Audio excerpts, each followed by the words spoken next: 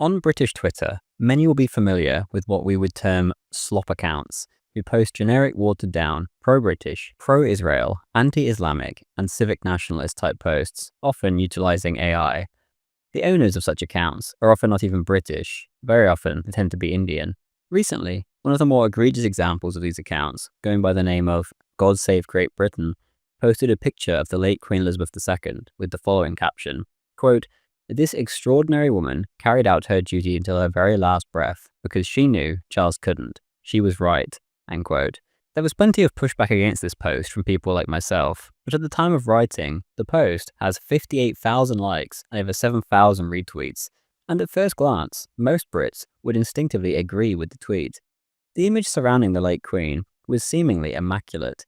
To most people alive today, she was always a little delicate old lady, and a quiet one at that. She had mastered the art of decorum. She acted exactly like a monarch, or, at least, a monarch in the modern British sense, that is, a figurehead. She was a blast from the past, a relic from a bygone age, and, as time went on, she essentially became all we had left from our great past. When she died, it hit almost everyone to the core, regardless of their political views, and even I was left momentarily saddened. It truly felt as if our great past had finally been buried. There is a reason our people queued up in their thousands to go and say their final goodbyes. In life and in death, she was adored almost unanimously throughout the nation. Now that the dust has settled though, it's worth taking a second look. Sure, on the surface, she seemed like the perfect, respectable queen that she was presented as, but was that really the case if you peer under the surface? Did the mask ever slip? What was her agenda? The mask most certainly did slip, and in many cases, in quite an egregious fashion. Queen Elizabeth was not one of our greatest monarchs as she is presented. She is, in fact, perhaps the very worst. She presided over the destruction of everything which had taken us centuries to build. She cheered on and actively supported the genocide of her own people, the British people, abroad. At home, she was equally as terrible to her people and cheered on their ethnic replacement. The church that she was the head of was also completely decimated and has now become a complete irrelevance. Nowadays, she is often compared to her son, Charles, who, as king, has been immeasurably worse, at least when it comes to prudence. He isn't trying to hide it, he just comes right out and sucks up to the invaders, and effectively sticks the middle finger up at the British people. His mother had far more tact than that, and quite naturally, he is seen as far worse. But how great can a queen really be who oversaw the collapse of our world-spanning empire? How great can a queen be who inherited an almost entirely homogenous Great Britain, a Britain peopled by her people, the British, and then leave behind a Britain in which only around 70% of the population were British? These are the people she was meant to protect. Any other monarch in history has been, or would have been, condemned for all time had the same or similar things happened during their reign. King John saw us lose our French territories and is remembered as our worst ever king. Queen Elizabeth lost so much more and sat back as large swathes of our own country were colonized by third world foreigners. Her British subjects in those regions were then subjected to untold horrors such as the rape gangs, in which hundreds of thousands of our little girls were tortured or even murdered by mostly Pakistani men. Not once did she lift a finger. Does this all not make her immeasurably worse than King John? But let's take a real look at Queen Elizabeth. This is by no means a deep dive on her entire life or all of her evil deeds, but this, I hope, at least serves as a partial eye-opener so that people will think again about Her Majesty. A couple things before we begin. Firstly, this video is in no way, shape or form political and is purely a work of history. Please do not overthink it and turn it into something it is not. Thank you. Secondly, a huge thank you to those of you who have signed up as a member here on YouTube, on Subscribestar, or, best of all, over on Ko-fi. Without your kind subscriptions, or one-time Ko-fi donations, these videos would quite simply not be possible, and I wouldn't be able to do this for a living. I really cannot thank you enough. Even the lowest tier helps immeasurably. Thank you. When Queen Elizabeth came to the throne in 1952, she inherited a very different Britain to the one her father had in 1936. Britain had been bankrupted by World War II, and the will to empire was almost completely gone. Worst of all, American pressure to decolonize was ever increasing. India had already gone. We had pulled out of Palestine, and the rest of our empire was looking to follow in those footsteps. It all just seemed inevitable. Trying to cling onto this empire at this stage, for most governments, would have been futile. It was a tough pill to swallow, but that was simply the reality of the situation. Queen Elizabeth's response was to throw her weight behind the Commonwealth project instead of just pulling out. The Commonwealth, essentially, is meant to be an association of independent states consisting of countries which had formed out of the British Empire. Initially, before the war, the Commonwealth was by any definition simply the white settler colonies of the British Empire, which had found their own feet to such a degree that they were now basically independent, but would still be part of the British Empire in name. They were bound by ethnicity, and this definition made perfect sense. Australia, Canada, New Zealand, and South Africa had all been settled by the English, the Scottish, the Welsh, and the Irish. In the Balfour Declaration of 1926, at that year's Imperial Conference, the United Kingdom and her dominions agreed that they were, quote, autonomous communities within the British Empire, equal in status, in no way subordinate one to another in any respect of their domestic or external affairs, though united by a common allegiance to the Crown and freely associated as members of the British Commonwealth of Nations, end quote. Allegiance to the Crown was merely a polite way of putting it. The Commonwealth was explicitly racial. India had not been granted her independence, quite simply because they were not white. The British Empire was the global expansion of the British people. Anyone living within it before the year 1945 would have understood this. Queen Elizabeth, however, was embarking on quite a different venture and was throwing herself into uncharted waters. Instead of just dissolving the empire and letting these countries all get on with their own affairs, she insisted on just making every single territory of the British Empire part of the Commonwealth. This was not entirely her own doing, but she followed in the footsteps of her father to the extreme. In the 1949 London Declaration, the term British was removed from the term British Commonwealth of Nations, a sign of changing times, indeed. In her 1953 Christmas broadcast, Her Majesty described her new, multiracial Commonwealth. Quote, the Commonwealth bears no resemblance to the empires of the past. It is an entirely new conception, built on the highest qualities of the spirit of man, friendship, loyalty, and the desire for freedom and peace, end quote. This was quite a change from the British-only Club of 1926, in which every country had zero conflicting interests, as they were, after all, the same people, just on different land masses. In World War II, all of the dominions would rush to our aid and fight side by side with us. And why would they not? It was the most natural thing in the world. It is the same as defending your very own family members if they came into conflict with someone. Who would stand by and do nothing in such a situation, regardless of the rights or wrongs? By contrast, the Commonwealth had never lifted a finger to help us. Quite the opposite. They have been the albatross around our necks ever since. In 1961, in Ghana, the Queen doubled down, quote, the Commonwealth is not a thing of the past. It is not tied to the British Empire. It is a completely new conception built on voluntary association, end quote. Quite simply, the Commonwealth now existed purely for royal ego. On paper, the British royal family were now the monarchs of the Commonwealth nations. In reality, this meant nothing at all. Britain had lost all benefits of empire, but the Crown wanted to keep the title. In reality, these ties would create nothing but trouble, and even genocide against British populations. Every single African nation which was given independence immediately collapsed into anarchy and dictatorship. Massive ethnic violence was commonplace. When they weren't massacring each other, however, they would turn on the white man. The aggressor would then suddenly become the downtrodden innocent victim. All of these third world states would band together each year at the Commonwealth Prime Minister's Conference and push the most anti-white line possible. If their demands were not met, then they would simply threaten to pull out of the Commonwealth, and even in some cases, boycott Britain. So much for these wholesome Commonwealth of Nations, united in shared values and built upon the highest qualities of the spirit of man, as she put it. This was the absolute scum of the earth. Literal dictators who had slaughtered millions, banding together to tear down the white man. These demands the Queen and the British government conceded to willingly. Rhodesia is by far the best example. Joshua Nkomo, a literal terrorist dissident before Rhodesian independence, was welcomed to Britain with open arms as a Commonwealth migrant and showered in taxpayer money so that he could plan his terrorist acts from the UK. His children were educated in England at taxpayer expense, as he lived it up with a car and other luxuries, and was able to mix with Labour MPs and other high-level members of the British establishment. When Nkomo finally returned to Rhodesia, he was 50 pounds heavier, fattened up by the British taxpayer. Rhodesia was, of course, demanding to remain the way it was. There was no colour bar, but suffrage was decided by easily attainable monetary and literacy requirements.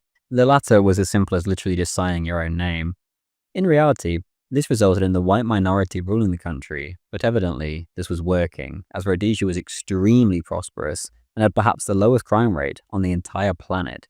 Britain, at the behest of the Commonwealth, demanded nothing less than national suicide. Every man should be given the right to vote, they said. And just a few decades beforehand, Britain would have considered these new voters to be violent savages who would take centuries to turn into functional, civilized human beings. Yet here they were, demanding to be put into power at the behest of the screeching Commonwealth horde. Prime Minister of Rhodesia Ian Smith wrote of his meeting with Duncan Sandys, Secretary of State for the Colonies and son-in-law of Winston Churchill, quote, "We talked at length, and although his demeanour was more congenial than on the previous occasion, the final result gave me no cause for joy. He repeated and elaborated on the message which I had been given by Alec Home, stressed the danger of disrupting the Commonwealth, and told me that there would even be opposition from some left-wing Conservative MP to the agreement for which we were asking." End quote. Even Conservative MPs could not be moved. Anything which benefited white people would disrupt the Commonwealth. The head of the Commonwealth was, of course, the late Queen. In February 1964, Sir Humphrey Gibbs, the governor of Rhodesia, gave a speech at the opening of Parliament. The governor is, of course, the Queen's representative in a given territory. Quote, "It is now plain that the British government are not prepared to be brought to any conclusion on the question of independence, except on the most extravagant terms, not because of misgivings about my government's competence and ability to govern in the interest of the country, or the logic or rightness of my minister's case, but because they wish to placate at all costs members of the Commonwealth who have declared openly their hostility to my government and my country." End quote. Her Majesty responded to these complaints by banning Rhodesian prime ministers from the Commonwealth Prime Ministers' conferences.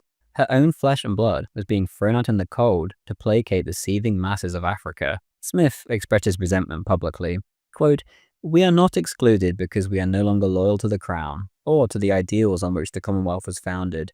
We are excluded because the Commonwealth has outgrown itself, and there is no longer room for us among the motley of small countries which have recently been granted independence and admitted to the Commonwealth without regard to their adherence to the ideals and concept on which it was founded. I wonder if we are really wanted in the Commonwealth any longer, and if we can serve any purpose by remaining." End quote. Before independence, Smith met with Salazar, the ruler of Portugal. He writes of their meeting, quote, "He expressed his special concern for southern Rhodesia, assuring me that Portugal would continue with its proven policy of evolution in Mozambique and Angola, bringing local people into positions of authority as and when they proved themselves. But it was clear that Britain was coming more and more under the influence of the black members of the Commonwealth, and it was obvious to any logical observer that these countries were being manipulated as tools by the Russians. He was particularly distressed that the British were going along with this, not because they were unaware of what was taking place, but because of Britain's policy of appeasing the Organization of African Unity. His sources confirmed this, and he was pleased at the opportunity to pass it on to me." End quote. Rhodesia was left with no choice but to declare independence. To remain would have meant genocide at the hands of a black government, as later happened anyway. The Queen personally intervened during negotiations and completely threw her weight behind Harold Wilson, the Labour Prime Minister, intent on making Rhodesia commit suicide. The British had even cheekily inserted a clause during negotiations which stated that all Rhodesian laws must be approved by the Queen. This was a Trojan horse. As Peter Joyce writes in Anatomy of a Rebel, quote, "For Queen, of course, read British government." End quote. The Rhodesians at one point, utterly desperate, sent a letter to the Queen, begging their sovereign to help them out of their current situation and to see sense. Her response was essentially a veiled threat demanding that they act constitutionally, that is, commit suicide. It was pointless of them to even try. The blacks of Rhodesia had already begun their attempt at white genocide, and the Queen had staunchly sided with them. Right from the very first attack, in fact, the Queen had chosen her side. In 1964, Piet Oberholzer was driving with his family in Rhodesia's southeast when suddenly he came to a makeshift checkpoint. Piet told his wife to stay in the car and hide their young daughter under the seat. He then cautiously approached the checkpoint and began to try to talk to the Africans blocking the road. As he did so, more Africans approached his car and began pouring gasoline all over his family. Piet immediately rushed to defend his family when suddenly a knife plunged into his chest. Heroically, however, he was able to fend off the savages and rushed inside of the vehicle. With his dying breath, he drove away and got his children to safety before the bumbling attackers could set the gasoline alight. He then fell dead, and thankfully, his wife and child were rescued. At the scene of the crime, the attackers left a bunch of messages written on lined paper torn from a school exercise book. They were all threats of white genocide. One read, quote, "Crocodile gang will soon kill all whites. Beware," end quote. These scumbags were promptly caught by the Rhodesian security forces, and quite rightly sentenced to death.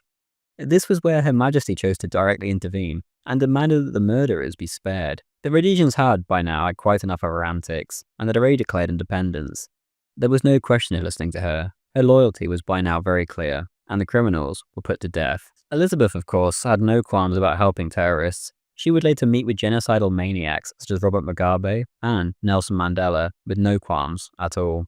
Smith wrote of the moment when he sat down right before making his final decision to break with Britain. Quote, "I slumped back in my chair for a few minutes to contemplate the situation.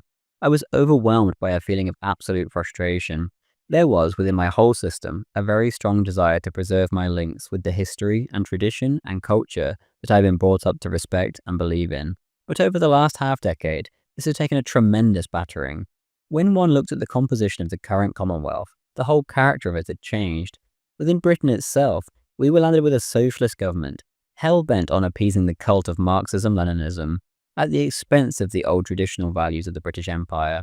This was never part of my tradition and culture. But most important, and above all else, was the treatment to which we had been subjected, the breaches of agreements, the double standards, the blatant deception and blackmail with which we were confronted.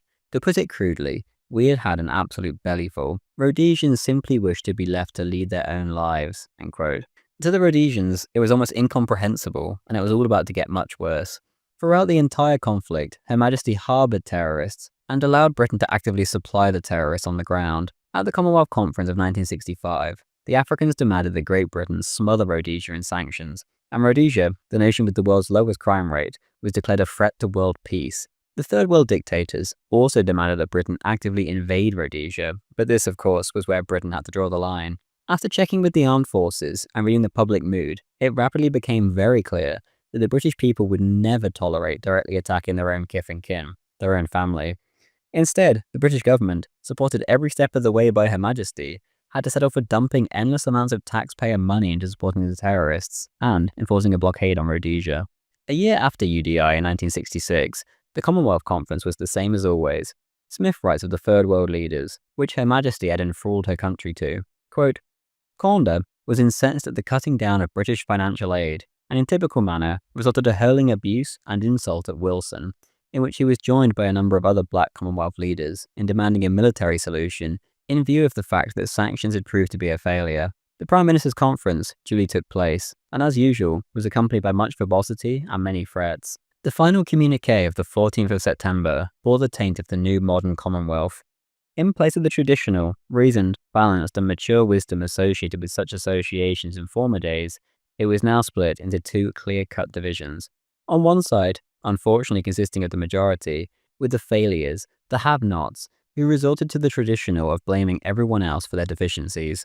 On the other side, unfortunately the minority, with a responsible representative of those countries which had proved themselves to be truly independent and could stand on their own feet, the success stories. The first category were destructive, with their false accusations and threats, the other constructive, with their efforts directed at cooperation and assisting one another to improve standards of life. The failures resulted to the parrot cry that they were in the current predicament because they were exploited by the colonial powers. But Canada, Australia, New Zealand and Rhodesia had gone through the same history. And as a matter of interest, so did USA and South Africa, and they are all glorious success stories. Those who have not made the grade must stop looking for a scapegoat and look to themselves. Their corruption, incompetence, nepotism, external bank accounts and high leisure preference.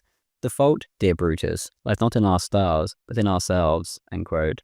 The Queen's behaviour did not improve with time. Smith went on, quote, "It had, however, become increasingly difficult for us to separate monarch and empire from the deviousness of the politicians. Wilson went so far, later, as to drag the Queen into his machinations by getting her to include in a speech at the Jamaica Commonwealth Conference in April 1975 some provocative remarks about Rhodesia, which were a distortion of the truth.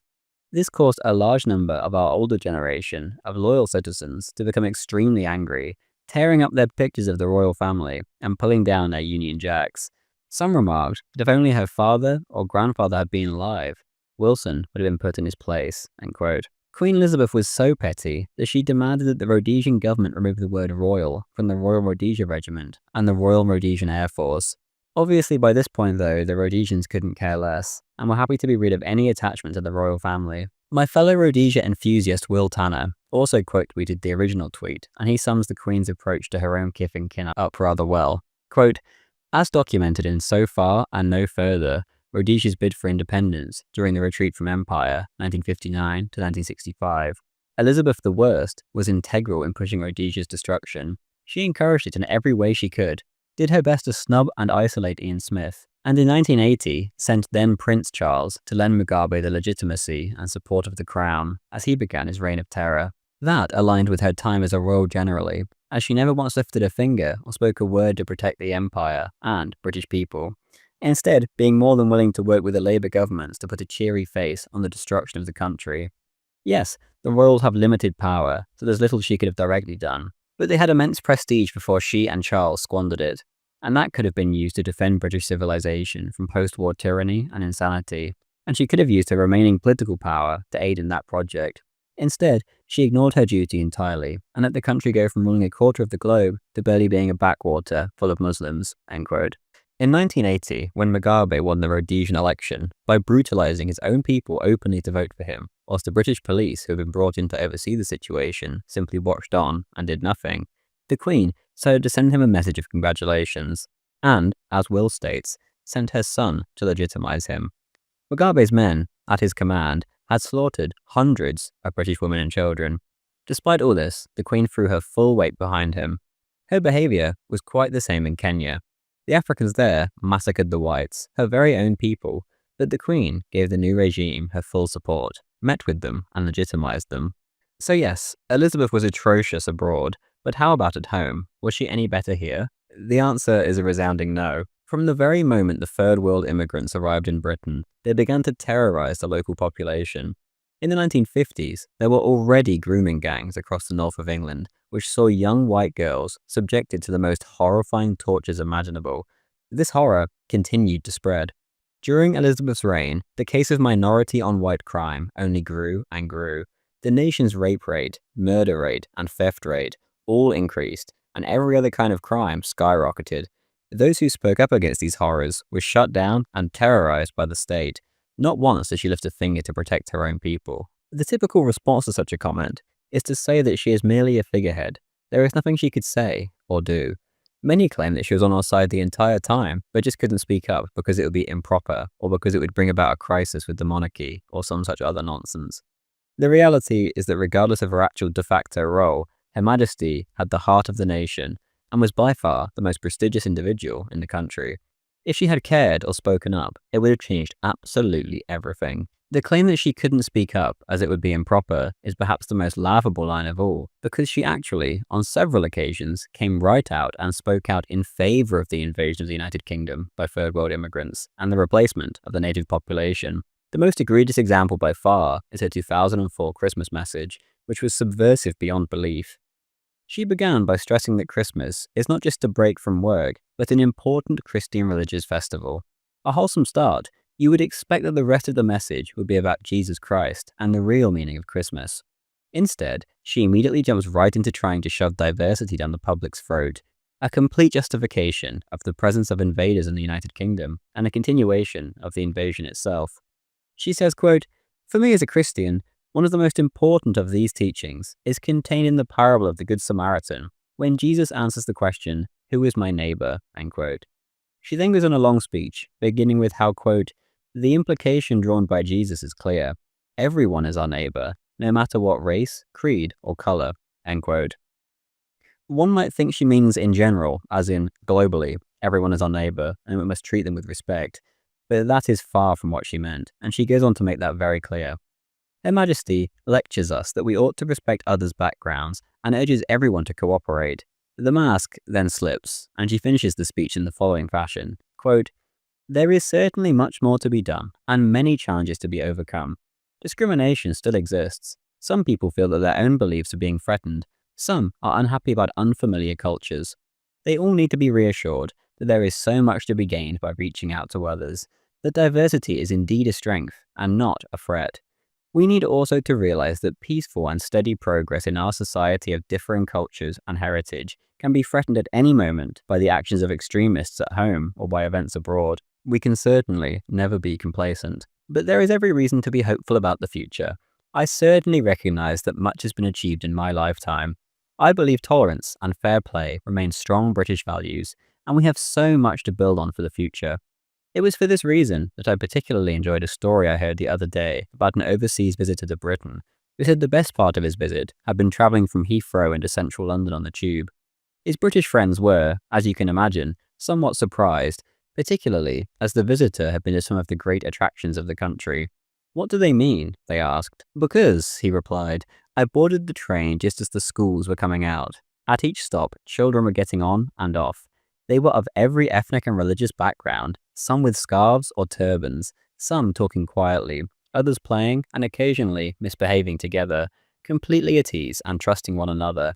'How lucky you are,' said the visitor, 'to live in a country where your children can grow up this way. I hope they will be allowed to enjoy this happy companionship for the rest of their lives. A happy Christmas to you all." End quote. If King Charles had uttered such subversive nonsense, then the British people, as with everything else he says, would be absolutely up in arms. Her statement reads as nothing else but, "Don't worry about those millions of foreign invaders pouring into your country with their foreign customs. Don't worry about the disappearance of your own people and your own culture before your very eyes. Somehow, I promise you, the arrival of untold millions of third world invaders will not threaten you in any way." Clips play in the background whilst this speech goes on, in which she meets with third world invaders, and they tell Her Majesty their professions, usually some ridiculous anti-white nonsense. One woman says she does a lot of work around diversity in the workplace, that is, getting rid of white British workers and replacing them with new arrivals. The Queen responds to this particular woman saying, quote, "Wonderful work to be doing," end quote. Not one, but several of the Muslims she meets tell Her Majesty about how fast they are expanding. She has no objections at all. Others speak to Prince Charles, now King Charles, of how they're spreading Islam to a new breed of Islam. Again, no objections, and the clip was included in the Christmas message. The video ends with a clip of children singing from a school, in which the white children have been almost completely ethnically replaced. The camera pans from minority to minority, subversively pushing diversity in your face, whilst the children sing a wholesome Christmas song. The darker reality, of course, is that the British people had been ethnically cleansed from this area and have had to relocate elsewhere for their own safety. That's why the school now looks the way it does. This is not a wholesome example of working together and diversity, but rather a hostile occupation. Queen Elizabeth, again and again, served as a respectable face which was slapped on the most vile agenda possible, that being the ethnic replacement of the British population. As the Queen, it is her job above all others to call out such a historic tragedy. Instead, she went along with it, promoted it, and rubber-stamped it every step of the way. 2 years beforehand, in 2002, at her Golden Jubilee, she addressed Parliament and praised the British people as a, quote, "moderate, pragmatic people, outward-looking and open-minded," end quote, and went on, quote, "We are inventive and creative. Think of the record of British inventions over the past 50 years, or our present thriving art scene. We also take pride in our tradition of fairness and tolerance, the consolidation of our richly multicultural and multi-faith society, a major development since 1952, is being achieved remarkably peacefully and with much goodwill," end quote. Again, the establishment of a multicultural and multi-faith society as a kind of project is simply the ethnic replacement of the British people with new third world immigrants. Large swathes of the country had been dominated by foreigners. London itself, by that point, had seen half of its British population dispersed to the surrounding counties. There was no peace. There was no goodwill. These British people had to flee precisely because they were being subjected to a hostile invasion in which their children, especially their daughters, were targeted by the invaders. She had no problem cheering on the replacement of her own religion, too. Remember, the Queen was the head of the Church of England. In 2012, she said her role as the head of the Anglican Church, quote, "Its role is not to defend Anglicanism to the exclusion of other religions. The Church has a duty to protect the free practice of all faiths in this country," end quote. Anglican church attendance by the time of Queen Elizabeth's death was around 1% of the population or less, a horrifying drop from what she had inherited in the 1950s. This video, as noted at the beginning, is merely an overview of Queen Elizabeth, by no means a full history of every contribution to our decline or her life in general. I hope, however, this will give you a more reasonable picture of who the late Queen actually was. Her son is lambasted for cheering on our ethnic replacement, but she was no different. Away from home, she actively cheered on the genocide of our own people. Charles certainly cannot say the same just yet. It's easy to look back at the propaganda view of the late Queen and to think how good things were, but it's simply not reality. To those on the British right praising her, I say think again. Thank you.